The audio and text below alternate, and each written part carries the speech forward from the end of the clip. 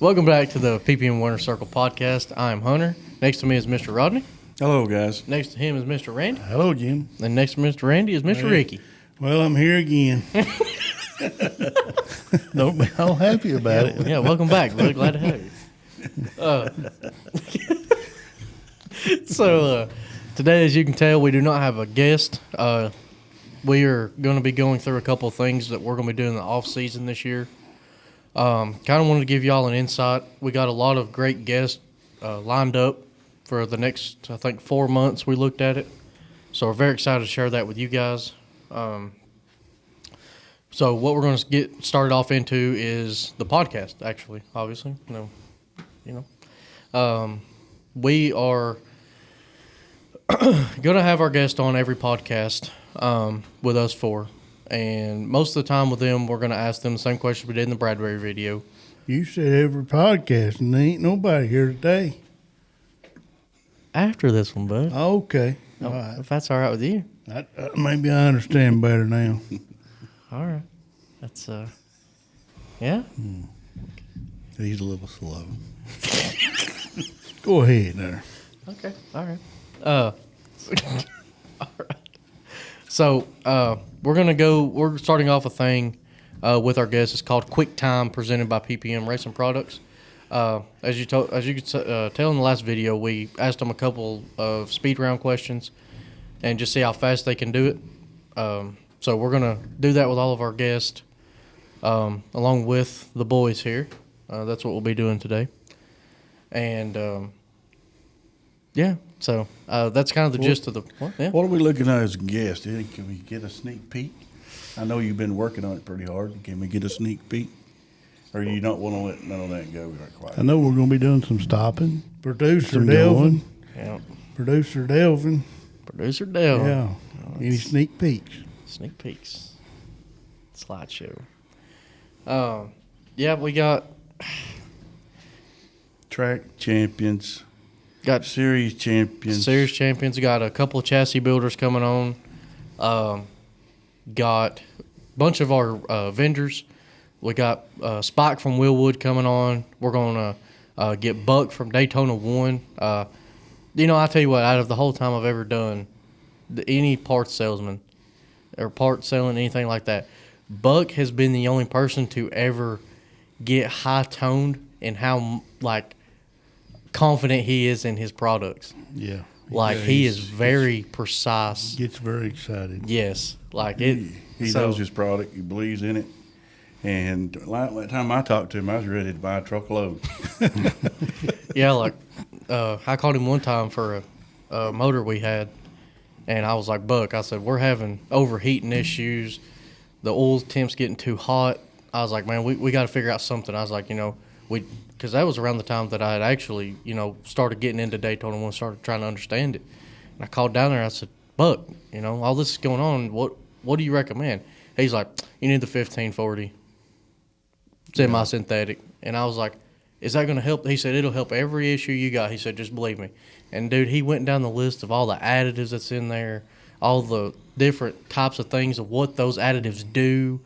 And he's like, this right here will take the temperatures down. This right here will help lubricate the bearings. This right here will take care of the rings. And I'm like, dude, okay. And sure enough, we changed it, and we've never had an overheating issue from the oil again. I mean, he is in the NASA Hall of Fame. That is correct. Very hard to get in. Maybe when he comes up, he'll tell the story of when he went to NASA. That's a pretty good story. Yeah. What kind of oil did y'all use when y'all raced? I mean, obviously not Daytona 1. Whatever we could get. Whatever we could get, man. Talking like that. Whatever the parts store would give us a discount on. Good old. Back in the day, Dad used good old Valvoline. That's still pretty good oil. It's good old. Well, he had Young's Auto Parts helping him on it, too. Yeah, a distributor. Yeah. So, yeah, we're going to have going to try to get Buck on. We've got him going to come up, but we got to lock out a specific date. I mean, the man's very busy running Daytona 1 and a bunch of other things he's still doing for NASA, too. Mm-hmm. Yep. And like I said, we got chassis builders coming on. We'll have a chassis builder here in 2 weeks. Then after that, we've got hopefully we'll get a guy that's going to be at the Dome with us this year. And speaking of the Dome, this upcoming off season, we're going to be doing a bunch of shows. Far as presenting shows and trying to go out to different places that I personally have never been. These guys, man, they've been all over the country at these shows, and it's. I've not ever been to the Dome. No good. You can go this year. I know that's what's coming. But no, I don't work in sales. Do you work at all? Well, according to what they ask you. Oh, okay. But we are supposed to set up at the Dome, and we'll have some stuff and some other things coming out about. We've upped our loyalty program that we're going to do for the guys next year. So that's something everybody can be looking for. And then some other shows we're going to do. Yep. So. Going to the Dome 1st of December. And then January. Should have the new catalog then, right? Oh, I'm hoping. Is that right, Devin? Catalog? Yeah. I have a catalog for that. And then in January, the second week of January, I believe we're going to be at the car show in Hickory. And then after that, we haven't really decided the rest of January. There is a show we'd like to go to, but I think the next one we'll be at is going to be the Outside Groove Show in Knoxville. Mm-hmm. JA and the whole Outside Groove Show puts on a absolute fantastic show up there. We went to it last year on a last-minute notice. Mm-hmm. Yeah. And JA was like, dude, I got a spot for you. And we got in there. We got it set up real quick, and it was a huge turnout. Man, we made a lot of great relationships, met a lot of great people.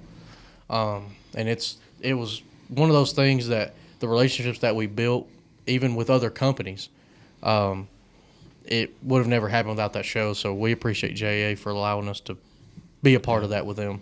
That's one of the best things about those shows. Mm-hmm. Getting to meet the people that you talk to all the time. Yeah, you put a face. Yeah. Yeah. It's kind of what we're doing here. You get to call us and talk to us. If you get suspension set up, you get Randy. You get fabrication help as far as lowers and spindles and stuff, Ricky. And when you're selling, you get Rodney. Buying parts, you get Rodney or me. So, Right. I mean, it's nice for y'all to be able to put faces with the voices. I mean, you don't just get to hear us all day. What are you most excited about the shows? The relationships. I'm very excited on that part. There's been a lot that's come on board this year with us that they was like, man, we didn't even know y'all existed. And one of them ran the American All-Star Series, and he's like, I didn't even know y'all existed. He's like, I didn't even know what PPM was. And he's like, I met you up there at the Outside Groove Show, and it was just from there on out, he's called me and been like, man, I need this, this, and that. And I'm like, okay, Still That's how to it this works. day, mind blown how he's was a part of the series and didn't know who he Exactly. was. Yeah. But that's part of it, you don't. But the relationships, absolutely, and just getting to see everybody and getting to meet other vendors and such that I've never even heard of. Yeah. Like last year, I'd never even heard of Black Belt Racing, and we went to the Outside Groove Show, and now we're carrying their helmet blowers. Yeah. And they're great pieces. Kevin up there has took very good care of us on them, and he was very nice to us. Even he's got a battery pack deal, to where the MSD, if the car ever shuts off, it'll run off that little bitty, probably about a 4-inch by 4-inch battery. It'll run the rest of the race on it. Like it's truly awesome. So that's about what I'm excited about. What about you, Rodney? What am I excited about? Yeah. I'm excited to see a new catalog. I'm excited to see a new website. Mm-hmm. That'll be out here in a little while. So, going to be a major upgrade to what we got now. So, I mean, we got a lot going on here. The racing will slow down a little bit as far as local and around the region. But we still got a lot of things. So there's still a little bit of racing to go on. Yep. I-75, well, they racing this weekend? Hunt the Yep. front. Yep. Yeah. And they have the was it USCRA sprint cars or something like that? Yeah, sprint cars. Got them coming on. So there's a little bit more racing. Yeah. But you'll have, I guess the World Outlaws will be at Charlotte. Yeah. Yeah. So, November, the Smoky Mountain's going to pick up the leftover. Oh wow. Type Okay. 411 used to do. Yeah. Oh, that'd be awesome. I can't wait to see that kind of turnout. hopefully they'll have good weather. Yep. But I think that this past weekend was a lot of tracks last weekend. I'm excited for 2025. I know that there's a bunch of stuff that's already came out of other tracks. Volunteer don't release their schedule for next year. Yep. The Word of Outlaws don't release. Was it Word? Might be Lucas. One of them released their schedule for next year, and Smoky Lucas. Mountain's on it. Yeah, Lucas So- did. So Hopefully, we get to see a lot of big things coming in 2025. I know that there's going to be a new series, a new super series around here. That'll be on a later podcast. So we're actually being able to be a part of that with them too, and I'm excited for that. But yeah, as far as that, and then after the Outside Groove show, we got to go to West Virginia for Joe Rush's the man that runs the American All-Star Series. He has the Motor Mountain Expo, yep. and we went to it last year, and it was a pretty good turnout. Joe will be on here and tell us all about it. That probably. is correct. So Very excited to have him. I hear you like the hot dogs. Dude, I'm telling you what. ooh, we went up there in the middle of nowhere, and I never dreamed of getting a hot dog like that in a place like that. Yeah, I'm telling you. What do you mean a place like that? It was in the gymnasium. It was in an old gym. Okay. Dude, they buttered the buns and everything. I bet the gym had been there since, I don't know, 20s or 30s. Have to have been. It had too many old pictures in it. I mean, Like a war memorial. it was like an armory. Yeah. Yeah, it was like an armory. And then I walked up there, and those women went to cooking, and I was like, I thought I'd just walk up and get a hot dog, and let me know, man, they was grilling it, and Them potato wedges, son. yeah, they were awesome. I'm telling you. We like to eat, don't we? I'm telling you. I couldn't tell but looking. Hey, but we ended the night at IHOP. This guy. Where'd you come from? I believe he used to be on, for you older people, I believe he used to be on several episodes of Hee Haw. Hee-haw. Yeah. Is that a real thing? Oh, man. He don't know what Hee Haw is. I don't have it first idea. But yeah. It was a variety show Yeah. back in the 70s. It's a country 80s. music variety show. Look it up. That and Andy Griffith and a few other things that you young whippersnappers don't know nothing about. I don't even know what Andy Griffith is either. So Oh, gosh. it's See what we're dealing with. Sad folks. bad day in the neighborhood. I thought everybody knowed Andy Griffith. But I don't know the first thing about it. So Do you know who Andy Griffith is? The actor Andy Griffith. no. Okay. Just like the other day, Kyle was like, he was whistling. I was like, "What are you doing?" And he's like, singing a song. I was like, "Technically, you're whistling it." I got a question for you. What's your favorite thing about working here? Ricky's here with me. Well, I guess the best thing about working here is it'd have to be you guys and my customers. It's awesome. You know, I worked in a lot of places. I have, and I've never had bosses ever take care of their employees as good as y'all have. Beyond measure, y'all take care of me more than I've ever deserved, to be honest. In the last 3 years, we've been through a lot together. Yeah.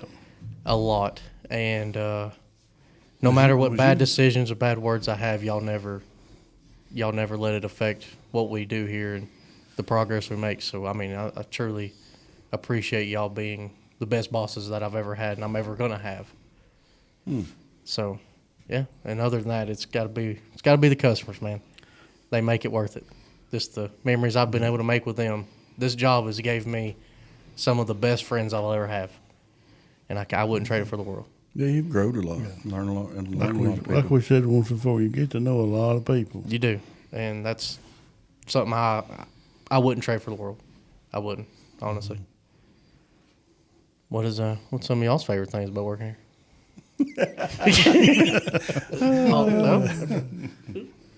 What's your favorite thing? Well, I mean, Hee-haw? we started out, it was us three and her dad.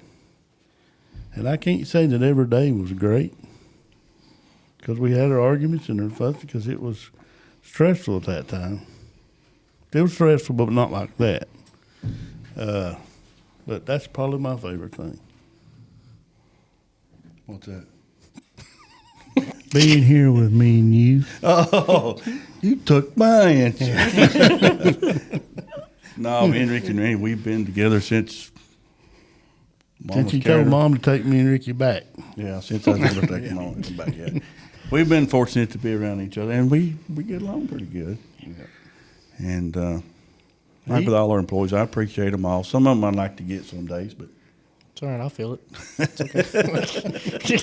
Hunter thought I was going to fire him this morning, I think. I did. I took it the wrong way. I was like, well, he kind of not like got into me, but to I let was- your conscience be your guide. Huh? yeah, he just got real stern about something. I was like, all right, that's it. That was the notion of Anybody That's that my knows, last straw. anybody knows Ricky, he gives you that look and gets stern, you might as well just walk away and say, okay. yeah, that's for sure.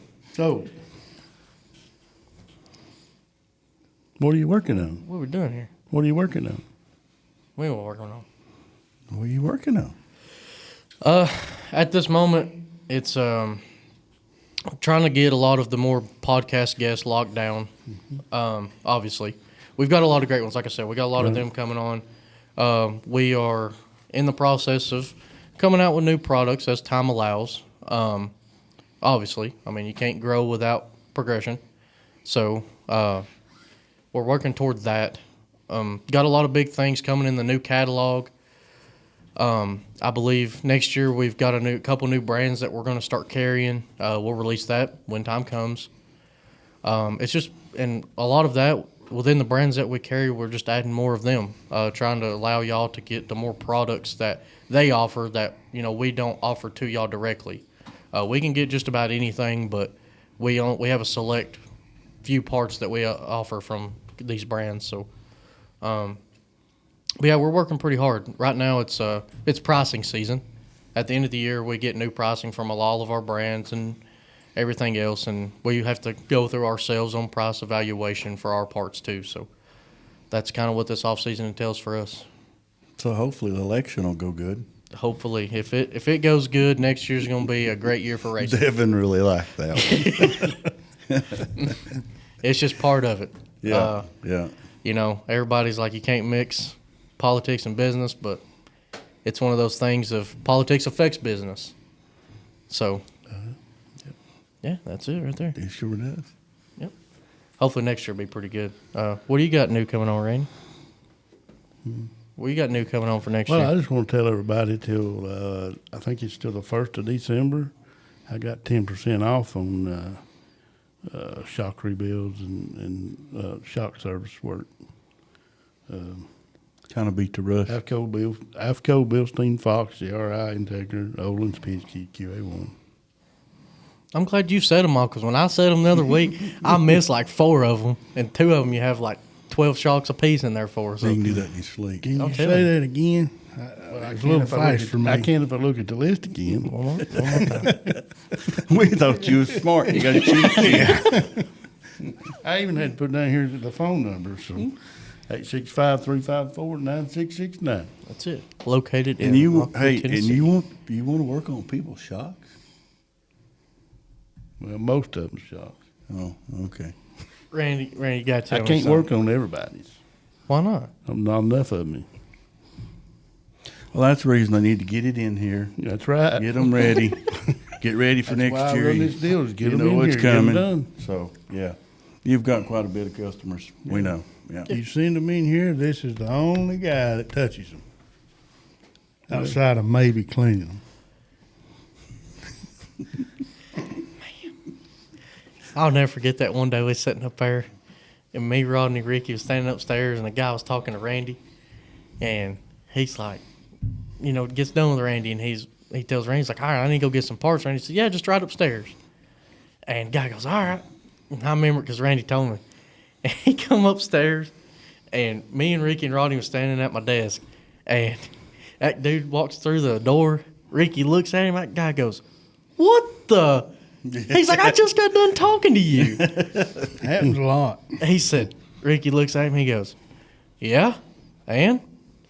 Ricky, he goes, well, "How'd you get up here so fast?"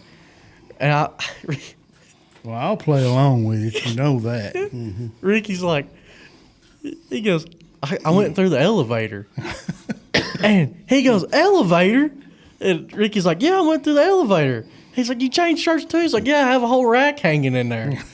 And the guy just looks at Ricky, said, "Dude," he's like, "I'm just kidding. I'm the twin. We're twins." And that dude goes, "Dude, I thought I was freaking out." The funniest one, though, was the one I was back in the back working on the water jet, and the guy comes in the back door. I didn't even know who he was because he was dealing with Randy Rodney or somebody. He walks up to me, he says, "You got my shocks ready?" I said, "Nope." He said, "Well, you called me." I said, "I ain't got them ready." He said, "You don't have them ready?" I said, "No, I don't have them ready." He said, "Well, you're supposed to have them ready." I said, "Well, it ain't me, and if it was me, you wouldn't want me working on them anyway." He said, "Well, you told me they was ready." I went on and on and on there, and Kenneth was back there with me, and I looked over, and he was all he could do to keep busting out laughing. I was just having a little fun. I don't know in the end if that guy thought it was funny or not, but Said I did. that's Ricky. He will mess with people all the time. That's correct. The best ones, and I'll tell this, and we can move on, is when you in the store. Me and Randy's are usually together, and they'll say, "Hey, you two twins?" And Randy will tell you, I look straight at them and say, "No, we first cousins." 20% of them believe it. Yeah. When they believe it, we walk a little faster.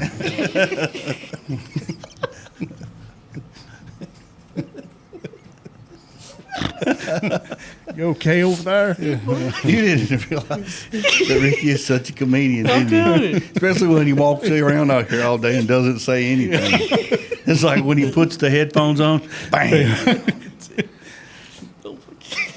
I like messing with Delvin over there. Oh, Delvin, son. That's it. God, I can't wait to be. I'm going to get questioned about that one. Ricky got him off the way. But anyway, anywho, I'm So- pretty excited about the people that you've told me is coming. So. Yeah. Got a tire specialist coming in 2 weeks. 3 weeks, sorry. 3 weeks. When y'all see this. I'll go ahead and tell you that one. We're already here. Yeah, look at that. No, How that's you one, groove them tires, bud? that's one thing I always told the driver. I'm not the tire guy. We do have Mr. Ray Cook coming on with us in 3 weeks. He was pretty happy to get the call. That's a partnership that we actually teamed up with Ray at the beginning of this year to start selling American racers, and hopefully we can continue to sell them from here on out. Ray's been so great to us, and the tires are just terrific themselves. Had a lot of guys swap between both of them, and I've had a lot of people say they like the racers better, so, and they're cheaper. Well, what you got to realize about Ray is we've had a relationship with Ray. I mean, it goes way back, don't it? I was trying to remember when we first met each other, but around 2000. Yeah. Yeah, we've known Ray since probably around 2000. Yeah. Yeah. You also do like some sponsorship with him, or even the series that he used to do. Well, he was. Ain't that his car behind y'all? Yeah. That's when he was driving for Dishman, but I guess we'll get into all that with Yeah. him. When But he gets here. when we first got with him, he was his young blood Yep. Yeah. and a Masterbuilt. This goes way back. GRT. Yeah, he was in a GRT. Then he went to Masterbuilt. Yeah, so he goes all the way back to a goat roper. Ain't that what they? A goat. A goat roper. Yeah, no, A goat. I call it a goat roper. Whatever. I mean, they was back in the day for the younger people out there. They was time when Masterbuilt and GRT, man, were king. I mean, you had Rayburn at first, and then Masterbuilt, then GRT. Come on, GRT was what building? They said, hey, yes, boy, they build 200 or 300 cars a year, Easy. and Masterbuilt was too. Really? Yeah. Yeah. So it's Wow. I mean, that's an astronomical amount, 200 to 300. Because nowadays, I mean, if you really ask, if without these other distributors, if you talk to the home plant, they're maybe building what, 30, 45 cars a year, if that. The smaller builders, and that's another thing. I've got, Tater Masters is going to come down to a Yep. show. Tater Masters from Mastersville's going to be here. Very happy about that one. That's one that I'm excited for. He's got a lot of experience with chassis setup and building chassis. I mean, he has a long history. Even the boys here used to work with him a long time ago, and there's a lot of history there that I'm excited for us to dig into. Yeah. So Be I mean, good. talking about chassis and such. I mean, y'all have been building parts for all of them across years and years. What and y'all don't ask that question. I'm just kidding. You heard him. He's kidding. So He's a mind reader. so if I get fired after this one, you know what question done it. Out of y'all have worked on a bunch of cars, built parts for them and everything. What has been the car that's been the best right off the jig? Oh, here it comes. That's it, right there. That's the question I didn't want you to ask. Well, you said you was kidding. We can move on. We can move on. I think some cars, even though they try to build some consistency in them, they would have. I think every chassis builder will tell you they probably get one every now and then that's off. Right. Right? You would. I mean, I've worked on them. I think they would say that. Well, you could change everything on them, and it just something wasn't right about them. And that don't mean it. That couldn't even mean it's a chassis. It could be a part on it. It could be a shock. It could be even a bad spring, or it just ain't scaled out right. And you could change half a dozen things and not feel a thing. Then I've worked on cars where a half a turn of left rear, and this thing goes from loose to tight on the throttle. Yeah, and I've seen guys take cars and I'm asking him like, what changes you making? He's like, nothing. He's like, I put on a wheel spacer or I change a right front load on a shock or something. That's it. No bar changing, no anything. And It's most just racers turn right around and sell that car. yeah, they do. And then get something complicated and say that it sucks. Yeah. Like, Well, they get led away thinking they something a lot better, I think. Yeah. And then when they get there, they got the same old thing. They get themselves in trouble. So. about how it is. Got it good till you get yourself in trouble. Getting your own way. Yeah. What is it saying? You think it's greener on the other side. Yeah. You Grass get is a- always greener on the other side. Yeah. Exactly. It's all about what works for you. Mhm. These chassis builders, even the shock people, they put a basic. If you put a basic package out there, or a basic setup sheet or book or whatever you want to call it, that's just for you to have a certain amount of speed. After that, you got to make it faster. Yeah, and if you look at some of the setup sheets, like some of them go really in depth. They are roughly around 165 to 185 or so pound driver. Yeah. They don't go for the big boys or the corn-fed guys or even the smaller like tiny people.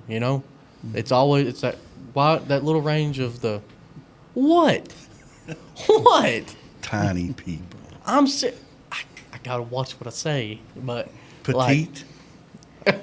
Well, now you have offended people. Yeah. But I told a guy one time talking about the book. He's talking about, well, I've got this, I've got that, and I was like, dude, that's just a basic starting point. From there, you've got to tune to the track and to yourself. So that gets you in started. You take two tracks around here that are very similar in size now, being Smoky Mountain and I-75. I can tell you from experience, you're not going to go to 75 and be fast with what you do at Smoky Mountain. Mm-hmm. There's going to be a thing or two you need to change most times. If you've got a car you can take both setup with the same setup down there, that's one of them you better not sell. You better keep it.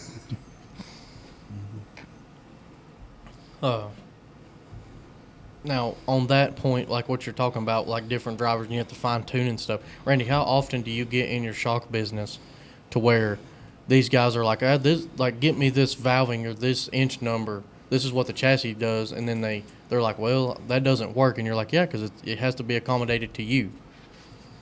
Well, I mean, For example, the two tracks I was talking about, a lot of times take a totally different right front load. Well, you overlook the rebounds in the right front shock. And just say you take Smoky Mountain is usually a dirtier, slower racetrack. You take the load out of that to get the right front and the right side down. Well, you go down over the same rebound that works at I-75. That's usually faster and even banked more now. And the corners are a little tighter, so you load the right front a little harder. And it doesn't work. You usually end up making you free off the corner and everything if you take the load out and get too much rebound in it. So a lot of the times you just have to make those minute changes, but it's not like you can't just take. Well, in that case, it's just a matter of like on the people that've got adjustable shocks, it's a matter of a click or two different on rebound. Yeah, but a lot of people don't understand that. No, That's pretty good to know. that's why it's important to go practice because you get to feel that back-to-back deal. I'm not for this practicing and going and coming in and changing half a dozen things. No. When you get an opportunity to practice, close that right front up and go out there and start backing it off. And go out there 2 or 3 times and back it right front up to get the feel of what that feels like. And a lot of times I'll go back later in the night. Well, if I'm testing or whatever, go back to where it started because that gives you an idea of how much you've gained or lost. I see. ABA. ABA. That's ABA testing. You go from A to B to A, back to A. That's what they call it. You probably have a pretty good show out of it. I said you could probably it's quite a bit of knowledge over here. I'm telling you, I'm about to question Mr. Ricky on a part of it. Are you? Yeah. So I mean, we're talking about setups and everything. On when you go into there, because a lot of people are kind of scared of it. Whenever you go into changing stuff on a bird cage, because there on ours specifically, there's 3 holes. The center is 4.5, so there's one above it and one below it. Whenever you go above or below, what does those changes make? What does going above the 4.5 number do? Well, slows it down. Anytime you go further from the center, it slows it down. Or if you go down toward the center of the bird cage, it speeds it up. And now all that's according to which side you're on, because one side's dropping, the other side's going up. Whenever you're wanting to make a change that's going to be drastic, which side do you go to? Or does it just depend on what the car's doing at that point? It depends on the car. It's and what the driver's feeling. I'll say it like this.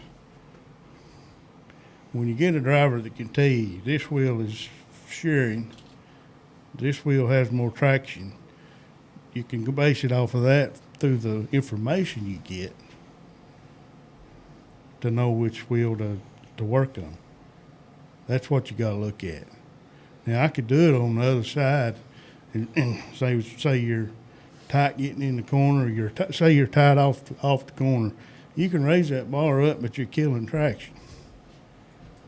All you're doing is slowing it down. You're bringing the traction in later.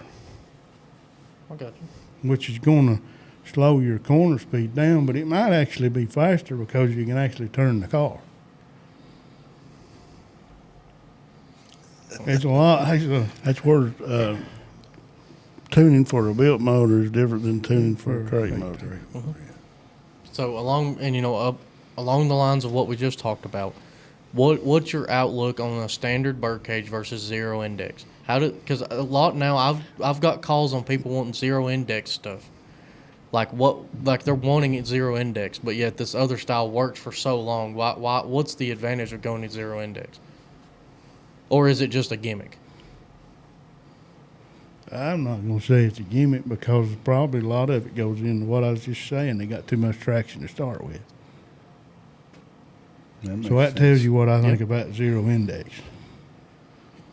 Sure does. That's what What I was looking Well, for. I'll right tell there. you what he thinks. It's a center of the corner speed killer. Mm-hmm. Because you're waiting on it. Yeah. And I mean, that's You got to get up And when so you're high waiting- to get the bar angles you need Yeah, before when it you're actually waiting, you're gets losing. rotated over. Yeah. yeah. And a lot of races are won in the corners. Now, It's- that being said, these places it's faster because of that. Yeah. Because there is no center of the corner. Yeah. And what I mean by that, you twist it in there and you just drive it off the corner again. There ain't no arc in the corner. I see. Drag Kinda like racing, making it a drive the bottom diamond. corner, and yeah, Yeah. I see. where it don't make you tight getting in. You're going to get right in the center of the corner. Yeah. Well, fair enough. You believe all that? That's the problem with this dirt racing. It's not 100% do it this way. That's why back in the day, I'll just say this, and back when Atomic was over here besides I-40, you have these guys come in, even like when the Stars from up north come in, they didn't race anything like that. If you go up there, they ain't got no racetrack like that. No. And it was hard for some of them to make the race because you had 10 or 12 cars over there that was hard to beat every weekend. But when a guy knows that racetrack, he knows whether something like zero index works or not there. I'm not saying it won't work. I'm just saying I don't feel like it's a consistent deal. If it don't work at your racetrack, you race that every weekend. That makes perfect sense. No, that's very understandable. And I'll tell you this, when we're talking about stuff like this, I was present this morning. Rand got a call from a guy, and he wanted to know about shock angles and stuff. But what you got to realize is when you change the rear shock angle, you're not only affecting that corner, you're affecting the other three. Now you may angle that in, lay it down, or whatever you're doing, and it may match the other three corners better, and it might work for you. And I may need it stood up because it matches the other three corners on my car better. You see, you gotta work with all four corners. Yeah. It's like You may lean it in or out and help the problem. You may make it worse. Yeah. But one thing about it is, if it's worse, you kind of know which way to go with the rest of your race car if you think about it.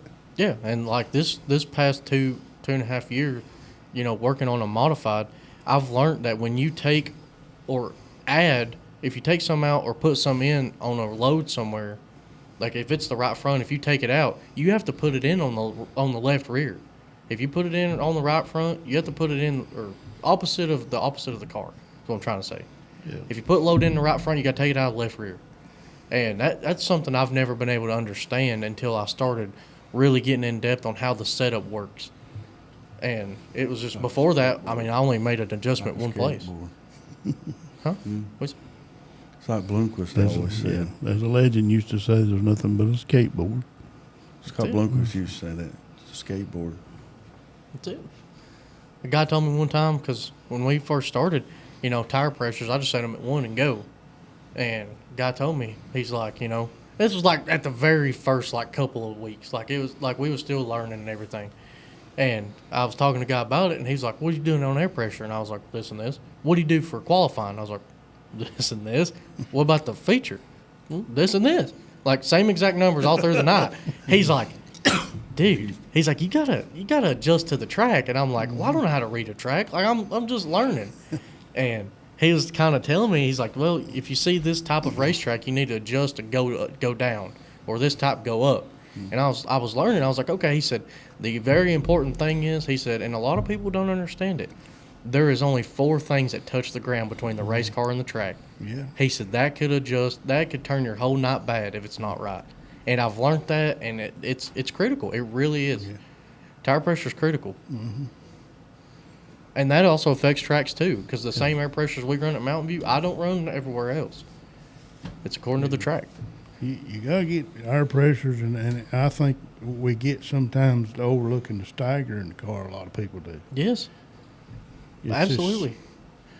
And I don't know how many times I've looked at guys that says, how come much stagger can you take out? Well, that's all we got. And it's like, and you're standing there looking, well, that's too much. But Yeah. what you got's what you got. And a lot of people, and I've talked to a lot of older racers, and they are like, "Oh man, back in the day, we de-staggered the car." And I'm like, "De-stagger?"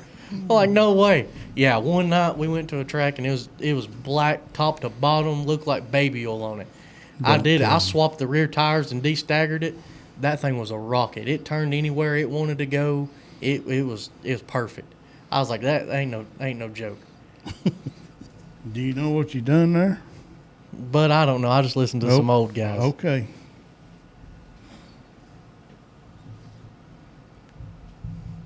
Well, I took rear steer out of it. Yeah. I know You that. took a roll out of it. Yeah. What else I do, Ricky? Well, according to how much stag you put out of it, you put what we'd call crossweight or bite in it. Well, it had an inch in it, and then it had a negative inch in it. Was it tied in to start with? No. 3 in? Yeah. He wasn't driving. 3 all the way around the corner? That's what it looked like. Okay. But I'm just a guy that stands on the fence. What are you talking about? I have to get the driver to tell me what's going on. That's the thing about it. And I don't make adjustments till he tells me. That's the thing about it is the reason I was asking you that is I never would be the guy that would say, well, that won't work. Because I've seen some crazy stuff work. Yeah. I've seen lead mounted on top of rear ends, you name it. You're like, well, that ain't supposed to work, but it worked. It's just, it's weight. It's no different than, I mean, this was back years ago. But it's Seen no a guy different than win that. without no right rear shock. Yeah. I've Are you serious? yeah. I've it's no different than the heavy left rear stuff the late models was trying. Are still doing some of them. You know, back in the day it was unspring weight. But you know, we had back then they had a lot more longer races too, so Yeah. And I can get the weight deal. You know, I had a guy call the other day. He's like, I need just a little bit more weight on the left rear. He's like, I need a steel bird cage. Well, at this time, we're out of them. Like, we've sold out. Mm-hmm. And I was like, man, I don't have the tube. He's like, you think I'd be a little too heavy? And I was like, well, I mean, just depends on how much you want. He said, I tell you what to do. He said, you got aluminum? I said, yeah. He said, send me an aluminum tube with steel plates on it. I'll be fine with that. And I was like, what?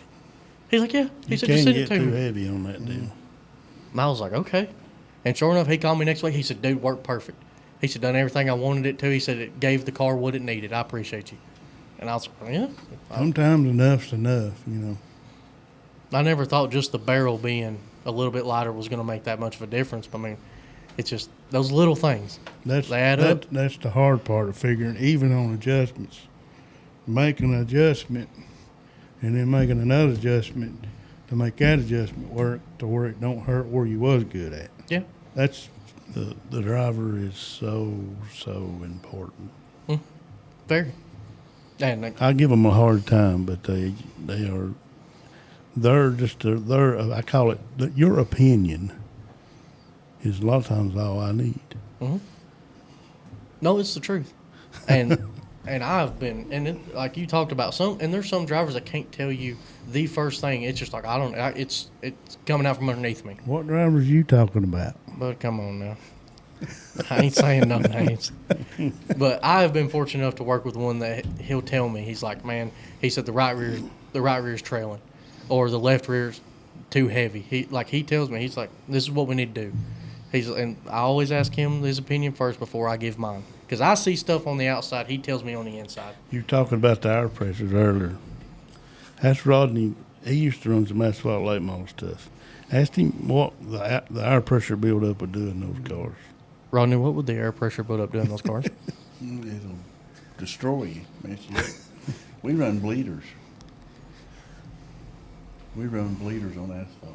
That's right. Get your bleeders here at ppmresinproducts.com. I've heard say we run a 100-lap race over. I've heard a lot of complaining on the radio for 50 laps. Yeah, till it built up. Yeah. All you could do to drive it. Then he goes to driving by them because they're pushing the right front off, and he's happy. It's all about where we started with air pressure and where they started. And we got built up, and That's another. it was a handful That's for another. 50 laps. That's what he's talking about. We tuned for the last 30 laps, Yeah. 40 laps, because a lot of others slowed down. You see that on Sunday where they talk like I had a car that was good for the long run. That's what they're talking about. Yeah. And then you got one that'll take off. Well, that's the deal with the late model racing or the modified racing on dirt. You go out to qualify, you need something that'll go and fall right in. Yeah. But when most guys mess up of tuning for the feature, they don't tune for the middle and the last laps. Yeah. Absolutely. Absolutely. And a lot of people think it's, because I've heard a lot of conversations about what people think about racing, like, because in this stitch of a career, you hear a lot of stories, and a lot of people are on the thinking side of it of there's not much to racing. You get in a car, you go. Oh, I get And that I'm like, thing. I wish I could tell you guys just a sliver of what it's like. And I'm not even like to the point where these other guys are, night in, night out on it. Like it's so critical on the I adjustments. used to get asked that all the time. Why you fool them old race cars? Well, it was always the challenge of making it go faster. That's it. Never really cared much about driving one. He drove and some other people I helped drove, but I always liked to work on it and see how fast it would go. What about you, Ricky? That was it. Figuring stuff out, working on getting better. Rodney's a different story. He said, I want to see how fast I could drive it. Well, he said he was a crash test dummy. That was a crash test done. We tried a lot of things. At one time, we tried a lot of things that people didn't know we was even trying, didn't we? And then other people got to use them. So We tried a lot of things when Skylar was driving her house car, dirt late model. I'm not sure he even knew we was doing. who's Skylar? Skylar Marler. Oh, Boy, he won back-to-back this past weekend, Ponderosa and Lake Cumberland. Yeah. Good to see If he's listening, that's Mikey's little brother.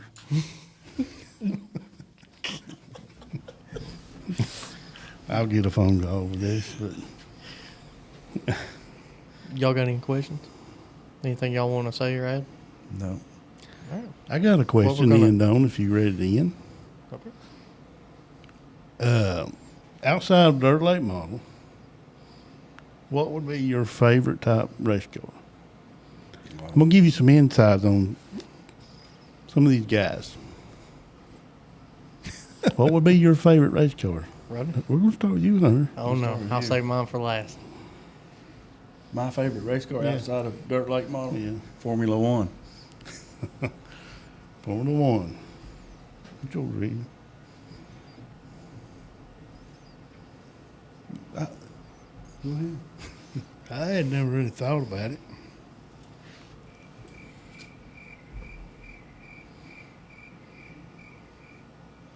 We'll give Ricky time to think.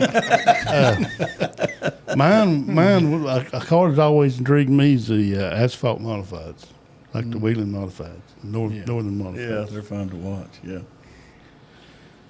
They're big wide tires and they run 390 carburetor and they can't run over like I think it's 358 cubic inch motor. Oh, yeah. Like, oh, look at me. All right. I think it'd be awesome to drive. That is correct. Well, what about a Formula One car? I would get killed in that. What's yours? Here. I mean, you said so these people can go home. You said outside of dirt late model. Are we still sticking with dirt, or do we have to go outside of dirt? It's any race car. All right. I have 3, but they're about all the same, man. You watch some of these racers and racing, dude. It's sorry there, bro. Okay. You watch some of them, man. I agree with the wheel modifieds. I've been a fan of them since I was a wee little lad, and what? Wee little lad. Are you a lucky leprechaun?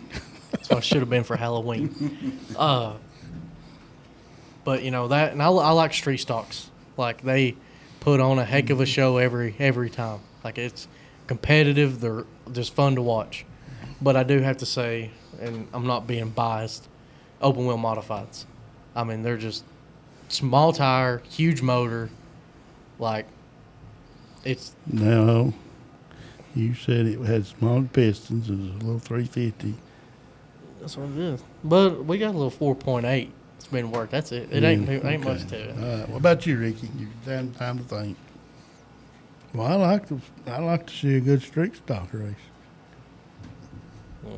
A good one. I like the ones that's up in the Mid-Atlantic, though. We won't get into all that. First time me and Ricky went to Hagerstown, they went green in their I street thought stock his- race. the We street thought we was stock- at a cup street race. stocks are fixing to race. We literally thought it sounded like a cup race. It went green. I was like, One I more thought time? they were supposed to be street stock. I don't think my mice were. How'd it go? I ain't doing it again. Dadgummit. Okay. All right, guys, we're going to kick you over to the product spotlight of this podcast here. Today is on the product spotlight is the PPM 2600 aluminum bird cages. These bird cages come with standard shock mounts for any chassis you need. We offer them from all different kinds of chassis with different types of shock mounts. Call us today at 865-354-9669 or go and get your set today at ppmracingproducts.com. And thank you guys for watching the podcast. I know it's a little different, we didn't have a guest here. Like I said, we was kind of wanting to go over some things we had coming up, the guest, and got into a little bit of tech stuff there, which is awesome. I like the knowledge game of it's what I love. So, if y'all have any questions that y'all would like for us to answer, like these tech questions here, or want to know some things, or even want some guests on the upcoming podcast, let us know. But I think that's going to be it for us today, guys. There'll be a test tomorrow. Yep. Bring your pen and pencils. Pen and pencils. Pen and paper. Sorry. Pen and pencils. Pencils for permanently, or pencils for Everybody ones you be- don't That's what know? I take a test with is a pen. Everybody be 'Cause safe I'm out there on sure Halloween. confident. tonight. I'm confident. What are they doing? Who? Hey, everybody be safe tonight at Halloween, and we hope you have a great holiday with all the kids. Yep. Thank y'all for listening. We'll see you back next week with a points champion of some sort. We ain't going to spoil that for you. But make sure to hit that subscribe button to stay up to date with all the upcoming podcasts and even tech videos that we're going to come out with. And if you want to order some parts, call us at 865-354-9669 or check out all of our products that we offer on ppmracingproducts.com. Thank you guys for watching. We'll see you in the next one. Hey, subscribe, like. Hit that button. Come on, get it up on the well. Go in there. You just smell poop or see Jesus. Let's get it done.